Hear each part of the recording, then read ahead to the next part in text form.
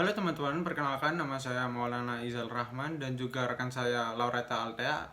Kami akan menjelaskan tentang perencanaan keuangan dan produksi di Antam untuk menghadapi tantangan harga komoditas dan permintaan pasar.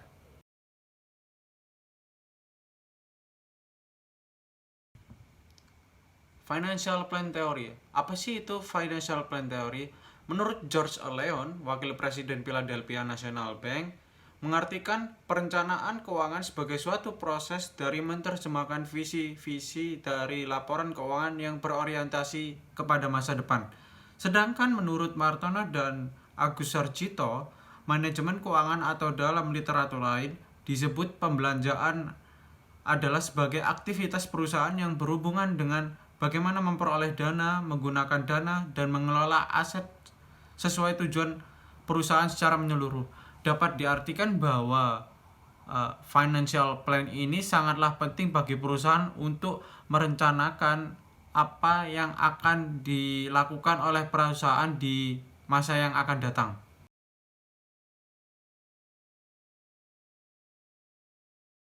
Selanjutnya kita akan masuk ke dalam topik berikutnya, yaitu area financial planner.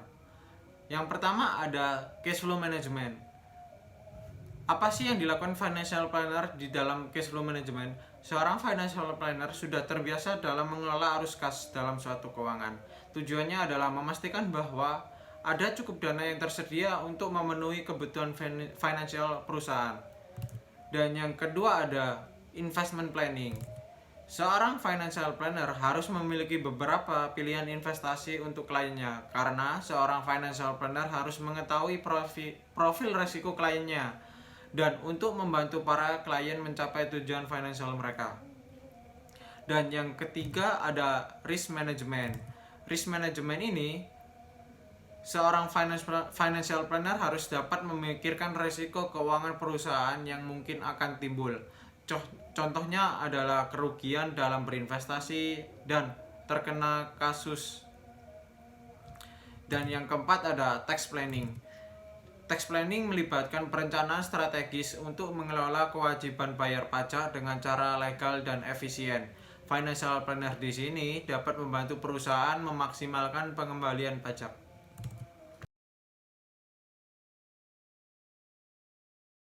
Lanjut ke materi yang terakhir pada financial planning, yaitu cara membuat financial planning. Yang pertama ada menyusun tujuan jangka pendek, menengah, dan panjang. Dalam sebuah perusahaan, seorang financial planner sudah menentukan tujuan jangka pendek, menengah, dan panjang. Contoh dalam perencanaan keuangan jangka pendek adalah peningkatan pangsa pasar, dan sedangkan untuk tujuan jangka panjang adalah untuk ekspansi bisnis atau investasi pada teknologi. Dan yang kedua ada mengenali kondisi keuangan. Kita harus meninjau kondisi keuangan perusahaan dengan memahami laporan keuangan, neraca, arus kas, dan indikator lainnya. Dan yang ketiga ada membuat anggaran perusahaan.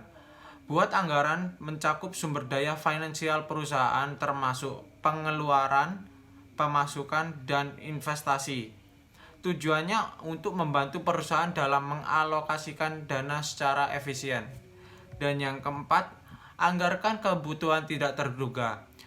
Sisihkan sebagian dana untuk hal yang tidak terduga, contohnya perubahan pasar, perubahan regulasi, atau terjerat kasus.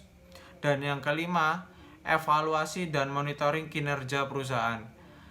Selalu tinjau kembali dan sesuaikan rencana keuangan perusahaan seiring waktu agar sesuai dengan tujuan yang ingin dicapai.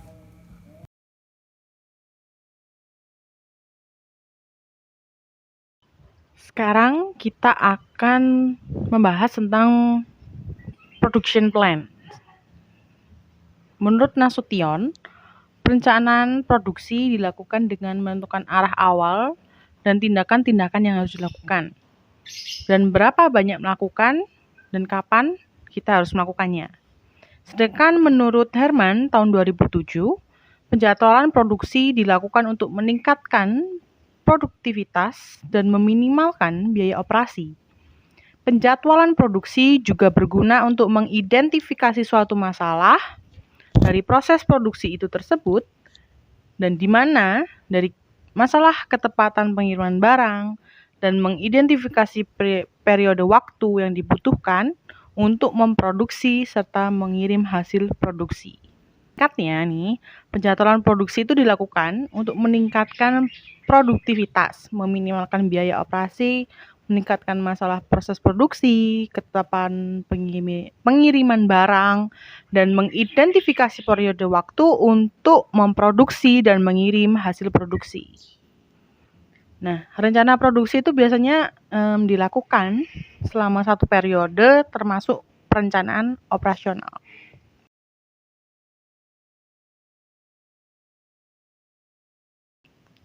Nah, sekarang kita akan bahas apa sih tujuan produksi planning itu. Nah, pertama di sini kan ada bahan baku, di mana pemanfaatan sumber daya itu harus dilakukan dengan cara efektif.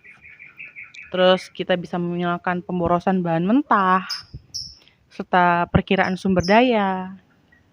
Ya, selanjutnya ada aliran produksi ini, aliran produksi yang harus stabil, meningkatkan produktivitas tenaga kerja, mengurangi biaya produksi, ada cost di situ, terus memfasilitasi peningkatan kualitas, termasuk kualitas mesin, kualitas produk yang nanti akan diproduksi. Gitu. Terus menghasilkan kepuasan konsumen, mengkoordinasikan kegiatan departemen, menyediakan lingkungan kerja yang baik bagi karyawan, dan juga memastikan inventaris optimal. Di situ ada inventory atau penyimpanan. Kita harus memastikan bahwa penyimpanan itu bisa berjalan dengan baik dan tidak mengurangi kualitas produk tersebut. Nah, terakhir yaitu membantu menangkap pasar.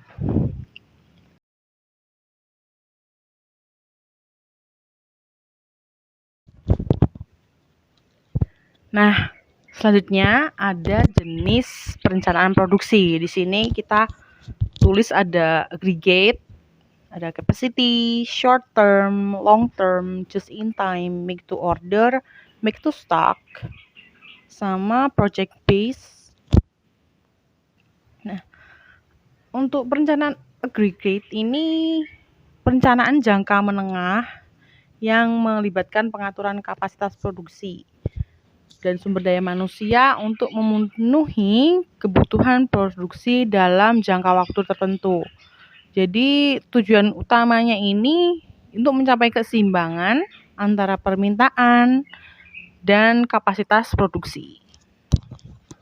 Selanjutnya ada capacity atau perencanaan ini tuh melibatkan penentuan kapasitas produksi dan yang diperlukan untuk memenuhi permintaan. Dan hal ini tuh melibatkan evaluasi dan penyesuaian kapasitas fisik dan sumber daya manusia sesuai dengan perkiraan permintaan masa depan. Nah, jadi ini termasuk rencana yang untuk memenuhi kebutuhan. Jadi kapasitasnya itu seberapa. Ada juga perencanaan produksi jangka pendek atau short term planning. Perencanaan ini tuh mencangkup perencanaan harian atau mingguan untuk mengatur jadwal produksi, alokasi sumber daya, dan mengoptimalkan operasi produksi sehari-hari.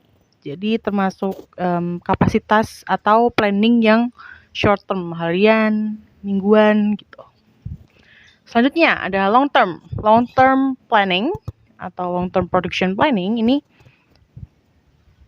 sudah tahu dari namanya, itu perencanaan yang jangka panjang, yang fokusnya itu pada pengembangan strategi produk, terus ekspansi fasilitas produksi, investasi dalam teknologi baru, dan juga pengembangan produk baru. Jadi perencanaannya ini lebih bertahun-tahun ke depan gitu, setahun 2 tahun ke depan, jadi lebih panjang waktunya. Ada juga just in time production planning. Just in time ini pendekatannya perencanaan yang bertujuan untuk mengurangi persediaan dalam rantai pasokan dengan menghasilkan produk hanya saat diperlukan saja. Jadi ini tuh bisa mengurangi biaya penyimpanan dan meningkatkan efisiensi. Jadi just in time ini perencanaan produksinya hanya saat itu. Jadi kayak ada yang perlu ya hari itu juga, misalnya dikira-kira ya hari ini juga, just in time now gitu. Lanjut kepada case tadi PT Antam. Dapat kita ketahui di seluruh dunia berbondong-bondong untuk membuat kendaraan listrik. Kalian pasti bertanya-tanya apa sih hubungannya nikel sama kendaraan listrik?